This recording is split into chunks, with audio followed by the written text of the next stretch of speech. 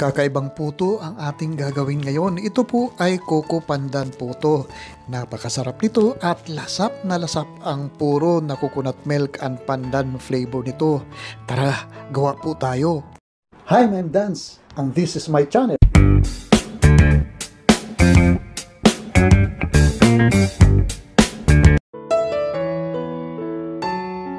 Una po sa lahat ay gagawa muna tayo ng ating pandan juice dito. Ganito karami ang ating gagawing pandan at pagkatapos ay hugasan lang po natin ito ng maigi at ikakat po natin ng ganito kaliliit para mas madali natin ipino o i-process ang ating pandan leaves mamaya para makakuha po tayo ng maraming juice po sa ating pandan mamaya.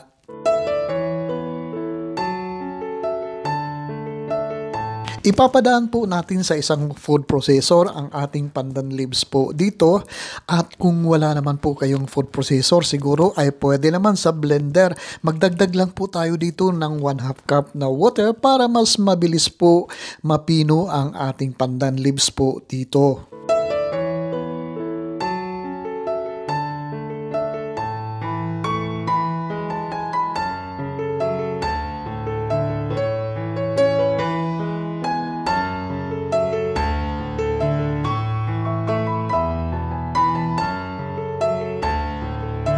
O ayan, napino na po natin ang ating pandan leaves po dito at lumabas na po ang katas ng ating pandan po dito at gagamit lang po tayo ng strainer para po hindi sumama ang hindi napino na dahon ng pandan dito at ang katas lang po ang ating kailangan po dito. Pero bago po ang lahat ay special shoutout natin si Christina Abig ng San Antonio, Parañaque City.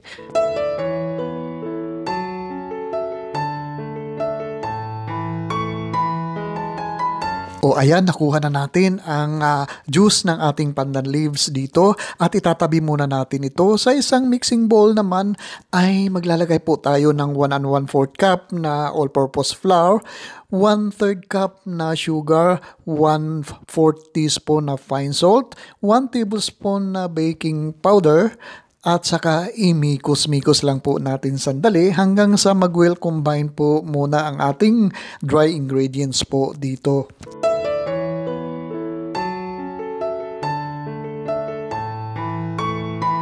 Idagdag naman po natin dito ang ating 1/3 cup na coconut milk at saka yung 1/3 cup sa ating pandan juice po dito at pagkatapos ay magdagdag din tayo dito ng 1 tablespoon na vegetable oil po at pagkatapos haluin lang po natin ng maigi ang ating mixture po dito hanggang maging smooth po ang ating butter po dito.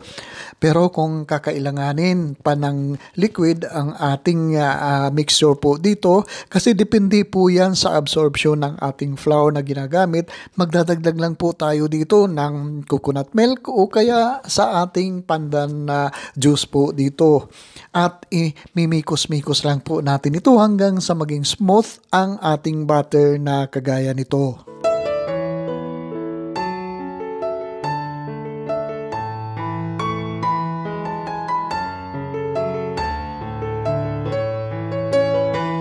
Dito ay mas maganda gumamit tayo ng medyo malalim na muffin pan o kaya silicone muffin pan at hindi yung puto molder kasi po mas maganda ang pag-bloom ng ating puto mamaya kapag naluto na po ito. Ito po ay ang magagawa natin ay 4 na piraso lang po na puto kasi medyo po malalaki po ang ating puto dito. Kung gusto nyo po marami ang ating gagawin na puto ay i-double lang po o i-triple nyo lang po ang ating mixture po dito.